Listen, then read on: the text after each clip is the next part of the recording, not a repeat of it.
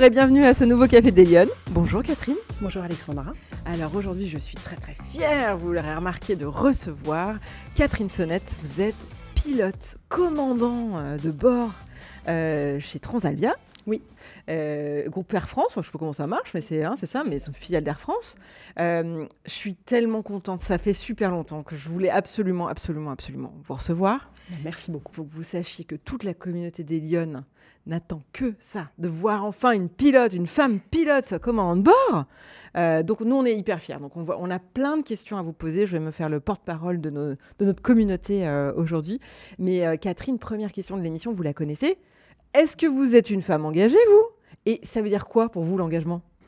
Alors oui, je suis une femme engagée parce qu'en premier lieu, pour moi, être engagée, ça veut dire qu'on puisse compter sur moi, qu'on puisse me faire confiance. Donc mon premier engagement, il est envers mes proches, mes enfants, mon mari, ma famille. Ensuite, il est dans mon travail au quotidien. Parce qu'on me confie des appareils qui sont assez coûteux et puis avec des passagers dedans surtout. Donc par mon engagement, il est dans ma rigueur et mon investissement au quotidien dans le travail. Et puis le dernier engagement que je cherche à développer, entre autres en venant à ce micro aujourd'hui, c'est celui de m'exposer. J'ai pris la décision depuis que je suis passée commandant de bord de devenir un petit peu ce fameux rôle modèle dont on parle, de me montrer à tout le monde et en particulier aux jeunes et aux femmes, pour leur dire que bah oui, on peut être pilote de ligne. Quand on est une femme, et on peut faire ce qu'on veut d'ailleurs, ça ou autre chose, mais voilà, c'est pas ma nature profonde. Ah oui, c'est vrai, c'est quelque chose que vous avez conscientisé et vous dites qu'il faut le faire. Ouais. Ah, c'est intéressant. C'est pas ma nature de me montrer, de m'exposer. C'est pas le rôle dans lequel je suis le plus à l'aise, mais j'estime que c'est nécessaire pour justement casser tous ces clichés, toutes ces idées reçues qui persistent malgré l'accès qu'on a à l'information et qui continuent d'exister. Et même si c'est une toute petite goutte dans l'océan et une petite pierre à l'édifice, ma foi, si je peux contribuer. Mais alors, précisément, femme commandant de bord, on le disait avant de lancer l'émission, vous n'êtes pas seule, vous n'êtes pas nombreuses quand même. Il y a combien de femmes ? On n'est pas très nombreuses. Il y a à peu près 10%. 10% de la catégorie professionnelle qui sont des femmes. Ouais. Alors déjà, c'est une profession où on n'est pas très nombreux. C'est une profession sur laquelle il y a beaucoup de mythes, d'idées reçues qui n'ont pas forcément lieu d'être. Donc j'aime bien découdre, que justement, j'aime bien exprimer qu'en fait, le pilote de ligne est un homme ou une femme finalement comme les autres. Hein. Il a été formé et il exerce son métier souvent avec passion et rigueur, mais n'empêche qu'on est des humains comme les autres. Et que donc, que ce soit pour un homme ou pour une femme, c'est tout à fait possible. Et c'est beaucoup de la méconnaissance et beaucoup de clichés qui circulent, et j'aime bien casser tout ça en fait. C'est-à-dire qu'il y a un peu un mythe, parce que c'est le mythe de l'aviation, enfin, c'est quand même aussi quelque chose de tellement exaltant et puis de tellement complexe techniquement. C'est l'image qu'on a. Ouais, c'est l'image qu'on a. Et finalement, pas tant que ça. C'est comme tout, ça s'apprend, il faut se former. Pourquoi il y a si peu de femmes ? Vous pensez que c'est les femmes qui elles-mêmes s'autocensurent ? Complètement. Oui, il y a une vraie retenue. Alors, pour moi, le problème, il est vraiment à la petite enfance déjà. Quand on visualise, on visualise un pilote. Ah oui, on ne visualise pas un/une pilote. Alors c'était jusqu'à aujourd'hui, parce que vous allez voir, les choses vont changer après ce café. J'espère bien. Et en fait, moi, ça fait 25 ans maintenant que je fais ce métier-là. Et quand je suis rentrée dans le métier, déjà à l'époque, il y avait peut-être 8, 9, pas loin de 10% déjà à l'époque en France de pilotes. Et en fait, la proportion n'augmente pas. Ça ne progresse pas. Pas par manque de recrues, par manque de candidates en fait. C'est-à-dire que déjà... il y a peu de filles, il y a peu de femmes qui ont l'idée d'exercer ce métier-là, juste parce que ça ne fait pas partie du paysage, en fait. Parce que déjà, ce n'est pas un métier qui est facile à imaginer et à élaborer quand on n'est pas du tout dans ce milieu-là, qu'on ne connaît personne, pour qui que ce soit. Et je pense qu'encore plus, une jeune fille, elle va pas du tout se projeter. Donc le boulot, il est vraiment à faire... chez les petits, en fait. Alors, on va parler de votre parcours. Vous allez nous expliquer comment vous êtes devenu commandant de bord. Mais moi, j'ai quand même envie de vous demander, petite fille, vous vouliez faire quoi plus grande? Vous vouliez piloter des avions? Non, rien à voir. Moi, j'adore les animaux. Je voulais être vétérinaire quand j'étais petite. Ah oui, rien à voir. Ouais, dès que j'allais chez mes grands-parents qui habitaient à la campagne, il fallait toujours que j'aille chercher un lapin, un chat, un chien. J'avais toujours ça dans les bras et c'est ça qui me plaisait. Donc, c'était pas un rêve de petite fille? Pas vraiment, parce qu'en fait, pour moi, c'est un milieu familier. Et c'est le cas pour quand même pas mal de mes collègues, en fait. Très souvent, c'est un petit peu quand on connaît ce milieu-là, et ben, on y vient naturellement. D'accord. Alors, je pense que c'est le cas pour beaucoup de milieux. Hein. Les fils de médecins deviennent médecins. Oui, les enfants d'avocats deviennent avocats, et ainsi de suite, parce que c'est des milieux qu'on connaît. Et en fait, moi, mon père était pilote de ligne. C'est lui qui a vraiment fait la transition pour le coup, puisqu'il venait d'un milieu paysan qui n'avait vraiment rien à voir. Donc, il a franchi. Voilà, il s'est un peu par hasard et puis ensuite par détermination, il est arrivé à ce métier-là. Et moi, j'ai baigné dedans depuis toute petite. En fait, je suis née dans les avions. Je voyageais avec mon père, je l'accompagnais partout. Et déjà à cette époque-là, j'ai vu quelques femmes pilotes. Ça m'est arrivé parce que lui, pour le coup, à son époque, a côtoyé les toutes premières, les pionnières qui, je pense, elles ont vraiment fait le boulot et ont dû s'imposer. Ce qui fait que quand il s'est agi de choisir une formation, alors c'est vrai que ça a été un vrai choix, mais c'est pas tant que je me voyais surtout pas faire autre chose en fait. Et c'est au-delà du métier en lui-même, c'est un mode de vie aussi. C'est un vrai mode de vie. Moi, aller travailler dans un bureau tous les jours à la même heure, etc., c'était juste pas possible en fait, être au même endroit. Donc c'est global, c'est un package. Mais alors, ce que vous me dites, c'est qu'il faut un peu baigner dedans pour que ce soit... Alors, il faut pas, parce que heureusement, il y a quand même des collègues qui le... C'est que en fait, finalement, ça enlève les barrières, ou en tous les cas, ça rend les choses un petit peu plus naturelles. Mais concrètement, c'est quoi le déclic? Enfin, qu'est-ce qu'il faut faire? À quel âge vous vous dites, bon, bah tiens, finalement, je vais peut-être en faire ma carrière, et donc je fais quoi? Parce qu'on dit qu'il faut habituellement commencer très tôt alors, pour être pas pilote. forcément, justement, on va dérouler un peu toutes les possibilités pour faire ce métier-là. Et en fait, il y en a plein. Et justement, un des gros clichés qu'on entend tout le temps, c'est qu'il faut être super fort en maths, qu'il faut être le premier de la classe. Évidemment. Voilà. Alors, d'une certaine manière, ça peut aider, mais pas du tout forcément. D'accord. Pour revenir à la question initiale, donc, pour la décision de choisir en fait, ça s'est posé, ça s'est... présenté à moi au moment de l'orientation, la fin du lycée, on commence à se dire, bah, tiens, qu'est-ce qu'on va faire? Et autant mon père qui exerçait ce métier m'a laissé très libre de mes choix, pour le coup, ça plaisait beaucoup à ma mère que j'embrasse cette carrière. Donc, qu'est-ce qu'elle a fait? Et c'est ce que j'encourage toute personne qui se pose la question de savoir ce que c'est qu'être pilote, c'est qu'elle m'a emmenée dans un aéroclub, elle m'a inscrite, elle m'a fait faire mes premières heures de vol, et là, mes premiers vols, j'ai adoré ça, en fait. Être en l'air, piloter, etc. Donc, j'ai dit, bah ouais, oui, c'est vraiment ça que je veux faire. C'est rigolo, c'est pas votre papa qui vous a... Il m'a pas poussé, il m'a encouragé, il m'a suivi, mais il m'a pas dit, il faut que tu fasses ça, quoi. C'est votre maman qui a... J'avais une maman qui était très peut-être féministe avant l'heure, ou qui en tout cas, moi j'ai été baignée dans le discours, on ne dépend jamais d'un homme, on est indépendante, ça pour le coup c'est très ancré en moi. Et c'est vrai qu'elle avait des grandes ambitions pour ses enfants en général et pour ses filles en particulier. Et c'est vrai que l'aura du pilote et du commandant de bord, oui, ça lui plaisait pas mal pour moi. Et alors, elle vous inscrit dans l'aéroclub. Là, vous vous dites, ah, génial. Et là, donc, vous faites quoi? Après le lycée, vous faites alors, après le lycée, j'avais pas très envie d'aller en prépa, qui est la voie souvent qu'on préconise, mais qui est pas indispensable. Donc, je suis allée quand même à l'université faire des sciences, maths physique, pour pouvoir passer le concours de l'ENAC. L'ENAC, c'est l'École nationale d'aviation civile.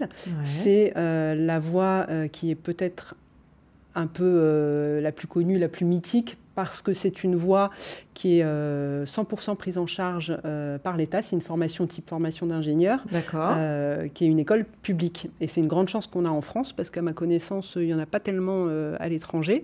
Par contre, ça représente très très peu de personnes, en fait. Oui, la sélection, c'est pas que la sélection est très difficile, parce que, pour revenir à cette histoire de maths physique, en vrai, c'est la sélection, donc à l'écrit, c'est maths, physique, anglais. L'anglais, c'est très important, ça compte autant que les maths ou la physique, mais c'est le seul concours qu'on peut passer après la première année de prépa. Tous les élèves ingénieurs qui passent des concours bien plus difficiles, polytechniques et compagnie, ils vont vous dire, non mais le concours de l'ENAC, en maths physique, c'est de la gnognotte, c'est vraiment la base de la base, quoi. Mais il faut bien mettre une sélection quelque part, donc ils ont choisi de mettre cette barrière de l'écrit sur le programme de première année de prépa scientifique, maths, physique, anglais. Par contre, après, on tombe dans un concours qui n'a rien à voir. C'est-à-dire qu'on passe tout un tas de tests dits psychotechniques et psychomoteurs, où là, ça pourrait ressembler un petit peu à des petits tests de QI, où on fait des petits quiz. En fait, c'est plus pour voir si on est cérébralement un peu câblé, si on a l'orientation dans l'espace, si on sait faire un peu de calcul mental. Enfin, ce qu'ils recherchent, c'est des profils avec voilà, un peu de bon sens, un peu de... Qui réagissent vite. Voilà. Mais... en soi, encore une fois, c'est pas que ce soit extrêmement difficile, mais c'est qu'il y a tellement peu de place que sur tous les candidats, finalement, il y a très peu d'élus. Et donc, je n'ai pas été élue. Non, je n'ai pas réussi ce concours. J'ai choisi les études scientifiques pour pouvoir accéder à ce concours. Mais là où je vais en venir, c'est que ça n'est pas du tout la seule voie. Donc, il y a effectivement l'ENAC qui forme des futurs pilotes. Il y a aussi, dans le même esprit, le groupe Air France qui, périodiquement, alors il n'y en a pas tous les ans, mais il y en a très régulièrement, qui fait passer un concours qu'on appelle concours cadet, qui en fait recrute sur sélection des jeunes ou des moins jeunes d'ailleurs. Et là, la sélection, elle est ouverte au bac plus 2 scientifique, mais aussi au bac plus 5, quelle que soit la... Ah oui oui, donc si vous avez fait des études littéraires, vous pouvez présenter le concours. Ou à des professionnels, parce qu'on a aussi dans cette catégorie beaucoup de gens qui font des reconversions en fait, professionnelles. On n'a pas besoin de commencer tout petit. Et ensuite, c'est un peu le même déroulé des sélections psychotechniques, psychomoteurs, des entretiens de motivation. Ils ont leur propre école interne. Et ensuite, voilà, ils vous forment c'est-à-dire que quand vous rentrez par cette filière-là, vous êtes embauché en fait. Et on vous forme de A à Z. Et en fait, ils investissent sur vous pour qu'ensuite vous rentriez dans la carrière et vous fassiez carrière chez eux. Donc ça... ENAC, cadet, on va dire que c'est la voie un petit peu académique et c'est celle qui fait qu'on a cette image du pilote qui a un niveau ou un bagage scolaire et scientifique très important. Qui fait cette image. Alors que finalement, ces deux catégories-là représentent très très peu de personnes. Mais vraiment, c'est une toute petite proportion. On dit souvent, il n'y avait pas des tests de vue aussi, non? Alors, pour exercer le métier de pilote, on doit passer une visite médicale annuelle. Alors la toute première, c'est la visite d'admission. Elle est un peu plus costaud, où effectivement, on vous étudie sous toutes les coutures. Il y a effectivement des critères médicaux, il ne faut pas avoir de grosses pathologies, mais on a quand même le droit, on reste des humains, on a quand même le droit à porter des lunettes, avoir une correction, c'est possible dans une certaine limite, et c'est la même chose pour tout ça est très cadré, que ce soit l'ouïe, la vue, on passe des électroencéphalogrammes, une radio des poumons, etc. Mais on a quand même le droit à quelques petites pathologies du moment qu'elles sont connues et cadrées et qu'elles soient acceptées par la règle. Mais alors, donc, c'est la formation que vous avez faite, la formation Non plus. Non plus.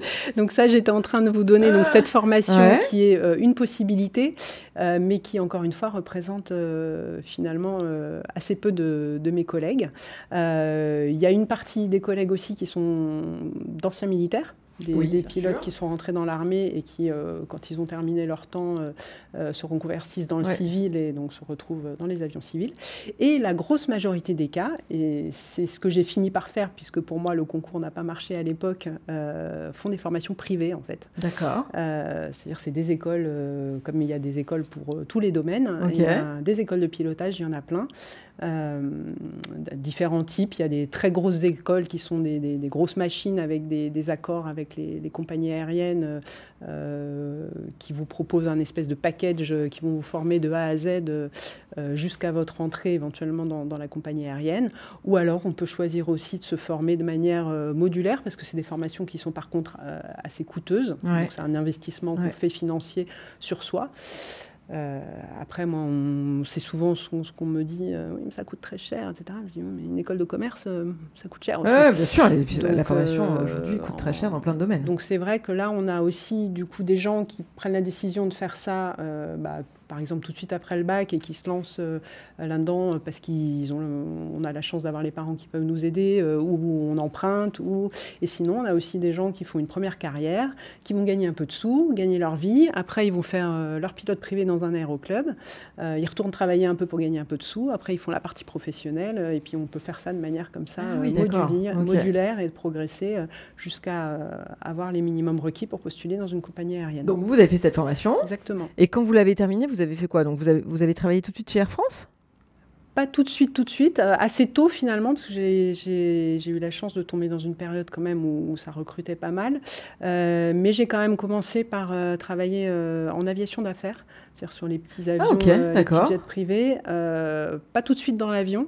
J'ai commencé au sol, j'avais quelques connaissances dans ce milieu-là et donc c'était une toute petite compagnie qui se montait, qui se développait et ils avaient besoin de quelqu'un pour faire toute la logistique, les plans de vol, faire des devis pour vendre des vols aux clients en fait. Donc j'ai fait un petit peu tout ça, un peu touche à tout avec le petit côté technique puisque j'avais ma formation. Et puis j'ai appris comme ça sur le tas et l'idée étant que si on développe justement l'activité, ils auraient besoin de pilotes supplémentaires et c'est ce qui s'est passé. Donc j'ai fait à peu près un an et demi dans un bureau et au téléphone et à faire la logistique pour l'avion avant d'être effectivement qualifiée pour piloter. Voilà. Quel effet ça fait? Parce que je me pose toujours cette question, parce que c'est vrai que quand on a la chance de voyager et de prendre l'avion, ce qui reste quand même une chance et un truc fascinant, je trouve, on se dit finalement le pilote, il a derrière lui tous ses passagers, là ça doit être une responsabilité terrible, mais quel effet ça fait? Je sais pas, les toutes premières fois où d'un seul coup, parce que quand vous faites des cours, vous avez votre instructeur, etc. Et vous êtes, il n'y a pas beaucoup de gens. Je veux dire, la première fois que vous prenez des passagers, est-ce qu'il y a ce petit pincement de se dire cette responsabilité? En fait, on est tellement pris par ce qu'on fait et je pense qu'on n'y pense même pas. On n'y pense pas. Ouais, ok. Parce que quand on arrive à un avion de ligne avec des passagers à bord, avant ça, déjà, la formation est très, très progressive. On commence par un petit avion de tourisme monomoteur et puis après, on fait du vol aux instruments et puis progressivement, on arrive sur un c'est ça, c'est une progression. Et avant d'aller dans l'avion, on fait une grosse partie de notre formation au simulateur. Et les simulateurs, c'est extrêmement bien fait. On s'y croirait. Donc, on se retrouve dans le cockpit de l'avion. En fait, c'est la continuité du simulateur. Sauf que là, contrairement au simulateur, où on va plutôt apprendre à gérer des systèmes, à traiter des pannes, etc. Là, il ne se passe plus en général de problèmes techniques, de pannes, etc. Mais on a toute la logistique autour. Et c'est au début assez prenant, ce qui fait qu'on est très concentré là-dessus et que finalement, les passagers, ce n'est pas vraiment notre priorité, on va dire. Surtout que quand on commence, en général, on commence officier pilote et qu'il y a un commandant de bord qui, quand on est en formation, est en plus instructeur et qui, lui, a plus en charge la partie, on va dire, commerciale du vol et on s'en occupe moins. Donc, ça vient très progressivement, en fait. Une fois qu'on commence à être à l'aise dans notre fonction parce que, on commence à prendre quelques heures d'expérience, etc. Là, finalement, on dégage de la disponibilité. On se dit, tiens, c'est vrai, il y a du monde derrière, là. mais c'est vrai qu'on n'y pense pas forcément. En tout cas, moi, je ne l'ai jamais ressenti comme un poids en se disant, oh, mince, j'ai du monde derrière, quoi. On est tellement investi dans ce qu'on fait. Il n'y a jamais de peur ou de choses où vous avez dû travailler parce que voilà, vous avez eu réaliser des choses ou parce que c'est quand même pour le coup, c'est un métier engageant quand même, pilote. Certainement, mais en fait, on est dans l'action. Enfin, je pense que tout le monde ressent ça quand vous conduisez votre voiture. Vous n'avez pas peur. Alors que quand vous êtes passager à côté, des fois, bon, bah voilà. Dans l'avion aussi, hein, quand bah oui, je sais bien. Atterrir, je sais qu'il y a beaucoup de gens qui ont peur. On ne voit pas, mais c'est ça qui est difficile. On subit, c'est ça qui est difficile pour les passagers, je sais bien. Nous, on est acteurs et on est actif surtout, donc on n'a pas peur pendant qu'on est. Et puis on sait ce qu'on fait, on sait pourquoi on le fait et on subit pas en fait. On est. Mais ça veut dire que vous avez jamais eu le syndrome de l'imposteur de se dire, je sais pas, hop, vous progressez, on va dérouler votre carrière là, mais vous êtes sur des avions de l'aviation privée, donc des plus petits avions, jusqu'au moment où vous basculez sur les lignes commerciales et j'imagine peut-être des longs courriers, des moyens courriers. Enfin, il y a pas de moment où vous vous dites, parce que je sais pas, les femmes souvent elles ont ce syndrome de se dire, il y a quelqu'un qui va se rendre compte de ce qu'ils sont en train de me laisser faire. Non, vraiment pas, parce que en fait, finalement, qu'on pilote un petit avion ou un plus gros avion, techniquement, c'est pas si différent que ça. D'accord. En fait. Ce qui rajoute, c'est toute la logistique qu'il peut y avoir sur un avion qui transporte plusieurs centaines de personnes. Mais ça, c'est des choses qui sont organisées autour. Qu'est-ce qui est compliqué dans votre métier ? C'est quoi vraiment les éléments qui font que il faut être particulièrement concentré. Qu'est-ce qui va jouer ? C'est quoi Il faut être. C'est pas que c'est compliqué, mais nous, on ne peut pas mettre en pause, en fait. Donc, on évolue dans un environnement dynamique, en mouvement perpétuel, et il faut gérer les tâches au fur et à mesure du moment où elles viennent, avec parfois des imprévus. Voilà, ça... Vous préparez beaucoup, on ne se rend pas compte, mais en fait, il y a une énorme partie de votre travail qui se fait avant le vol. Complètement, et même on passe notre temps à préparer la suite en fait. On est sans arrêt dans l'anticipation de la phase suivante. C'est-à-dire que quand on est au sol avant le départ, on se fait un briefing pour préparer le roulage, le décollage, le départ. Et puis après, une fois qu'on arrive en croisière, on anticipe la suite de la croisière. Et avant l'arrivée, on se fait un briefing, on en parle et on anticipe des différents scénarios. En fait, on a toujours un plan B, un plan C, voire même un plan D sur tout ce qui peut se passer. Donc on n'est pas, on dit souvent, on est en vol et là on est sur le pilote automatique, il est dans sa cabine, tout va bien. En vrai, la croisière, c'est quand même le moment où on peut se détendre un petit peu, parce qu'on est beaucoup sous pression temporelle avant le départ, en fait. Parce que notre mission numéro 1, c'est la sécurité. Hein. C'est vraiment ça, l'essence du métier. Mais une fois qu'on a assuré tout ça, c'est d'emmener nos passagers au bon endroit et, si possible, à l'heure. Donc, c'est vrai, et nos missions nos vols sont très timés. Toujours, on a toujours la montre sous le nez. Donc c'est vrai que quand on est en préparation de vol, l'idée c'est de partir à l'heure avec plein d'imprévus, d'aléas, plein de choses qui se passent autour de nous, parce que c'est une multitude d'intervenants et toute une équipe qui travaille justement au départ de cet avion. Et par contre, c'est une fois qu'on est parti que là, nous, ça y est, c'est bon, on est parti. On a fait le plus gros. Voilà. Mais est-ce qu'à un moment, est-ce que ça a été compliqué d'être une femme pilote ? Est-ce qu'à un moment, il faut gagner sa légitimité auprès de ses autres collègues ? Ou est-ce que finalement, non, voilà, vous êtes tous au même niveau technique, donc de toute façon, quand on arrive à ce niveau-là de responsabilité, il n'y a pas on ressent pas de différence homme-femme. Vous l'avez vécu comment, ça ?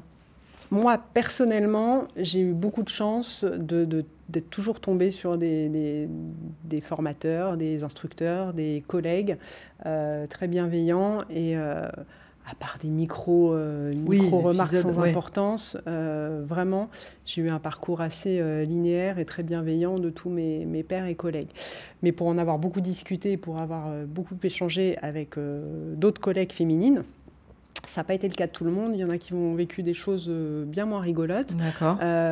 Donc actuellement, je travaille dans le groupe Air France et on a beaucoup de chance. Nous, tous l'avancement de carrière, les salaires, etc., c'est dans des grilles, qu'on soit homme, femme, c'est la même chose. Tout ce qui compte, c'est son ancienneté et son grade. Okay. Donc il n'y a aucune différence. Et pour ça, je suis au bon endroit et j'ai beaucoup de chance. Mais ce n'est malheureusement pas le cas à travers le monde et même, je crois, dans certaines compagnies en France, même si je ne connais pas tous les détails. Et il y a certaines de mes collègues ailleurs, oui, qui ont plus dû faire des coudes, jouer des coudes, etc. Pour mon cas personnel, ça n'a pas été le cas. La progression se fait plus tranquillement. Et alors, est-ce qu'il y a...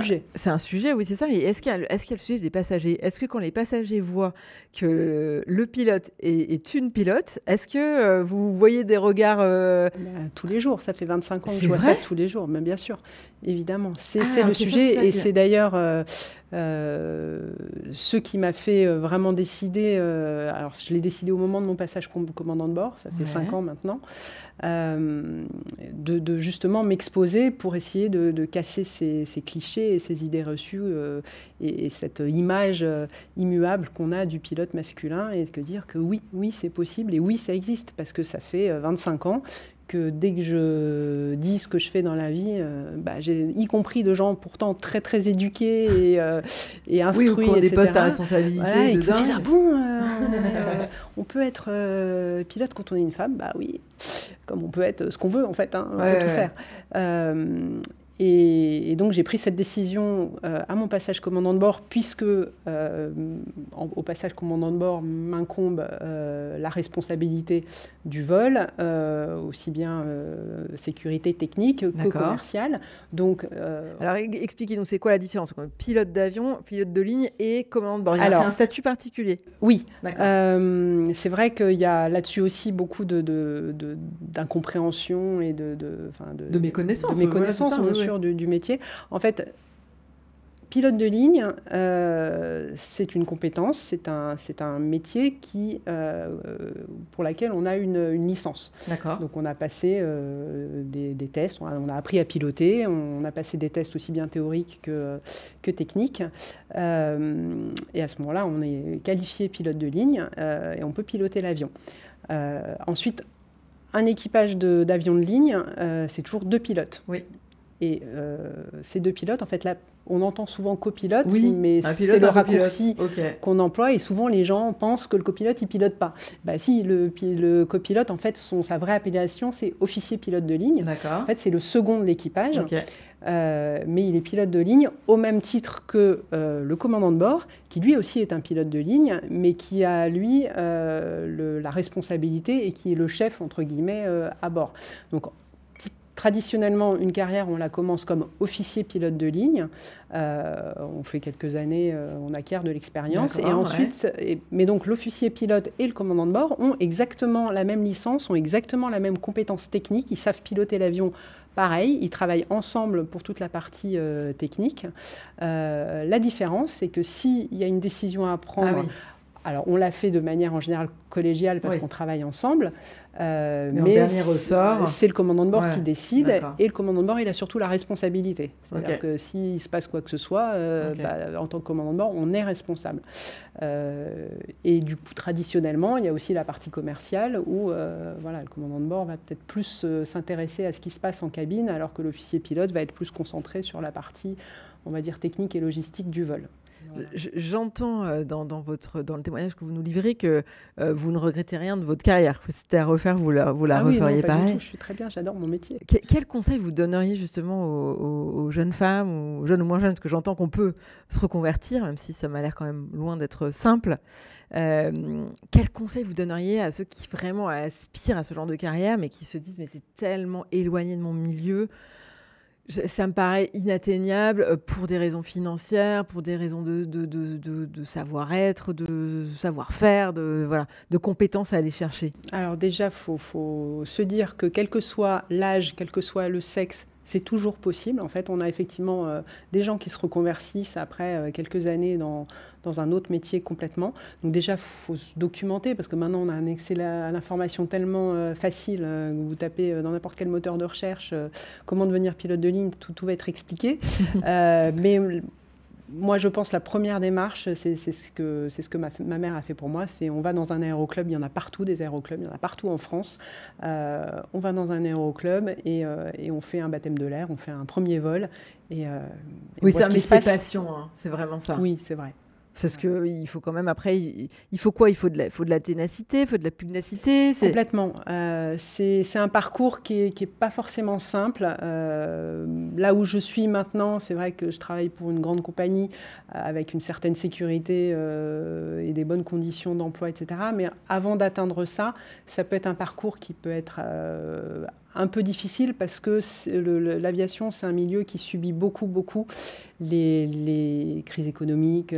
C'est le premier truc qui saute. Donc en fait, le recrutement, le fait qu'il y ait du travail est très lié à la conjoncture économique. Vous pouvez tomber dans des phases, c'est le creux de la vague, où il n'y a pas de boulot et aucune compagnie aérienne au niveau mondial ne recrute pendant quelques années, même ça peut être assez long. Ouais. Et puis, en général, il y a un rebond derrière où là, tout à coup, il y a beaucoup de recrutement et c'est pas mal d'être prêt à ce moment-là, en fait, pour prendre le train en marche.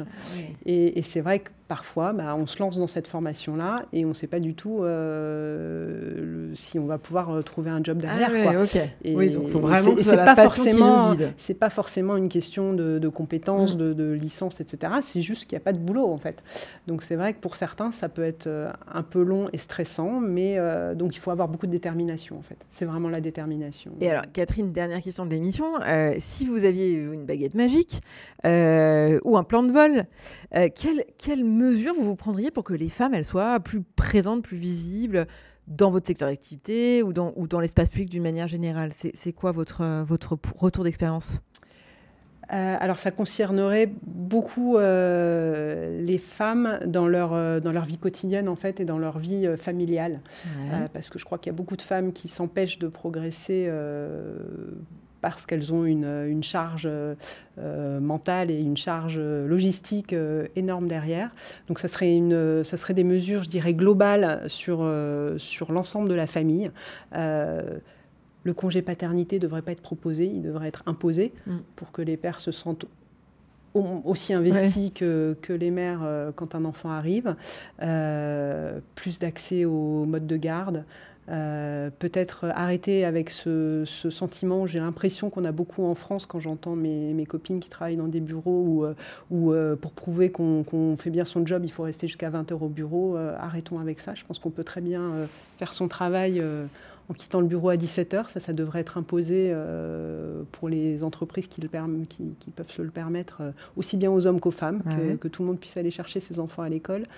Et puis pour les mères qui, malheureusement, parfois se retrouvent célibataires, une mesure qui rendrait automatique la participation du conjoint aux frais, parce que ça me révolte un petit peu la manière dont certaines femmes se retrouvent à assumer aussi bien sur la logistique que financièrement l'éducation d'un enfant. Et comment voulez-vous vous concentrer sur une carrière Non, et puis surtout, je ne voulais pas poser la question la plus importante que j'aurais dû vous poser, évidemment, c'est la question de la logistique et de l'organisation familiale, parce que vous avez des emplois du temps quand même particuliers. Oui, mais c'est une question qu'on me pose souvent, et qui peut être un frein pour certains, mais bizarrement, on ne la pose pas à une infirmière, une hôtesse de l'air, c'est vrai, une personne qui travaille dans la restauration, dans un hôtel, le week-end, etc. C'est la même chose. C'est une question d'organisation. Et à la différence d'une hôtesse de l'air ou d'une infirmière, c'est un métier à forte compétence technique et du coup à revenus quand même confortables. Donc c'est juste une question d'organisation. On a la chance de pouvoir être plus souple sur les modes d'avoir une nounou, d'avoir quelque chose. Et pour la petite histoire, c'est même... moi, j'estime avoir eu beaucoup de chance et beaucoup de temps avec mes enfants, notamment quand ils étaient petits, parce qu'effectivement, parfois, quand on est parti, on peut être parti, si on fait du long courrier, plusieurs jours d'affilée, être beaucoup absent. Mais derrière, en général, on a aussi beaucoup de temps de récup. Et moi, excusez-moi, je suis allée chercher mes enfants à l'heure du déjeuner à l'école. À 4h30, j'ai fait un nombre de sorties scolaires incroyable. J'ai été dans les associations de parents d'élèves.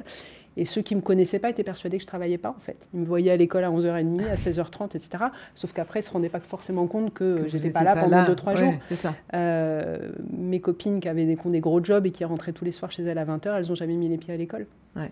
Donc finalement, c'est un mode de vie différent. Ouais. On a des horaires particuliers, adaptés, etc. Mais encore une fois, comme les gens qui travaillent dans les hôpitaux ou dans la restauration ou des choses comme ça.